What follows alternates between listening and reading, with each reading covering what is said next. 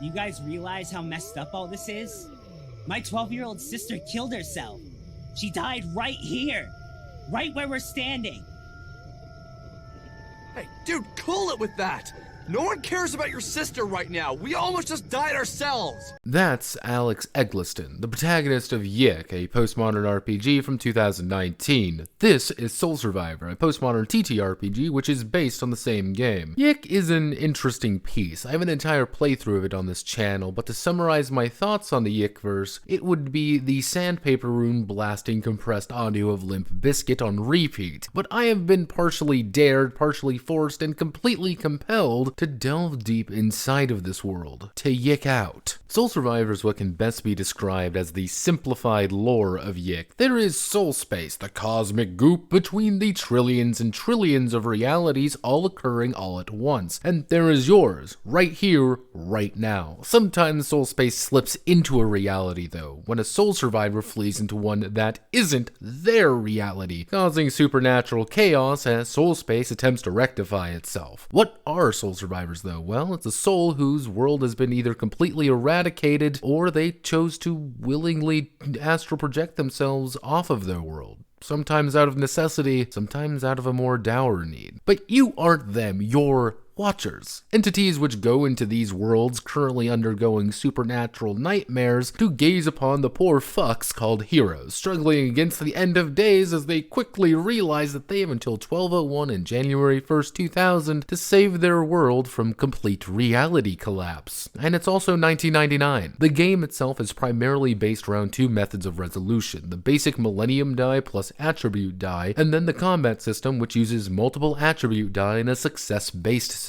The heroes have a ego, id, and super ego. Ego are your approach to situations, cerebral, enigmatic, flowy, gutsy, and physical, each assign a die from D4 to D12, but you only start with a D4, D6, and D8. Yes, you will have two attributes which are ranked as D0, relying entirely on that D20 to succeed at any checks you may have. The id, however, is composed of traits and traumas, who you really are, and these are drawn from 5 categories: energy, identity, mind, nature, and tactics. You can only have one trait in each category, but most of the game is actually about uncovering the problems of these heroes from a very outsider perspective. You don't know the entirety of your character yet, because that's the point. Each of these are assigned a die as well, leading to situations where you may be rolling a d20 plus d8 plus d4 to overcome a challenge. That trauma though, well, it's more of an all-encompassing issue the hero needs to overcome, a feat that may take an entire campaign to even think about. The super ego is your more metaphysical self, as being a person won't cut it in the psycho's reality of Yick. You have to have a class, something like video game wizard, a man at a time, or lovesick novelist, an expression of who the hero actually is, which also helps them invest in their combat attributes, such as physical defense or ranged offense. The higher this raw value is the more of your ego dice you'll be rolling during combat, resulting in checks such as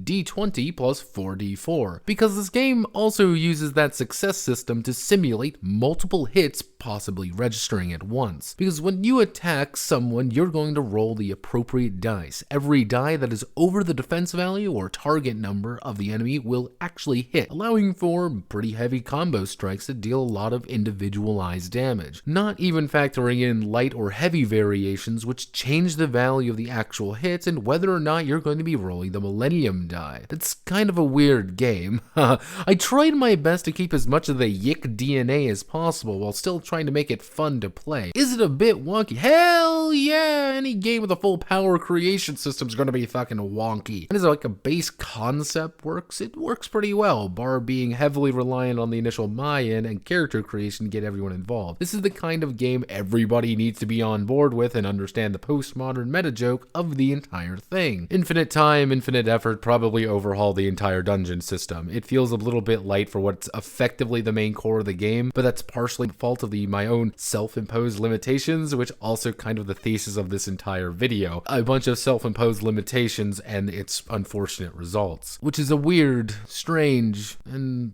postmodern game, you could say. My name is Notepad Anon, and this was Soul Survivor, postmodern TTRPG. If you like what I do here, feel free to like, comment, and subscribe. Many thanks to the unknowable creatures that look into the shadows of reality. Goodbye, and good luck.